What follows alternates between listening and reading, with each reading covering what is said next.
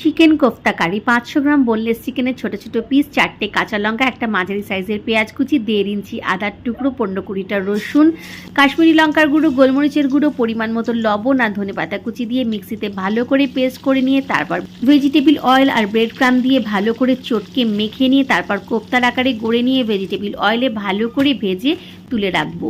তারপর এখান থেকে কিছুটা তেল কমিয়ে নিয়ে ওই তেলেই দিয়ে দেবো কিছুটা পেঁয়াজ কুচি, 2টো মাঝারি সাইজের পেঁয়াজ কুচিয়ে নিয়েছি এখানে আমি, ছোটো ছোটো কুচিয়ে নেওয়া কাঁচা লঙ্কা একটু ভাজা হয়ে গেলেই দিয়ে দিলাম এতে আদা রসুনের পেস্ট, টমেটো পিউরি, হলুদ গুঁড়ো, লঙ্কা গুঁড়ো, পরিমাণ মতো লবণ আর টেস্টটা ব্যালেন্স করার জন্য সামান্য চিনি। ভালো করে কষে নেবো যতক্ষণ না তেল ছেড়ে বেরিয়ে আসে। তেল ছেড়ে বেরিয়ে আসতে শুরু করলে দিয়ে দিলাম এর মধ্যে কোফতাগুলো দিয়ে ভালো করে মশলার সাথে নাড়াচাড়া করে নেব। তারপর পরিমাণ মতো গরম জল দেবো আর দিয়ে দেবো ওপর থেকে গরম মশলা গুঁড়ো, সামান্য পরিমাণ ঘি। 10 মিনিটের জন্য ঢাকা দিলেই রেডি চিকেন কোফতা কারি। ওপর থেকে ধনেপাতার কুচি ছড়িয়ে গরম গরম পরিবেশন করুন।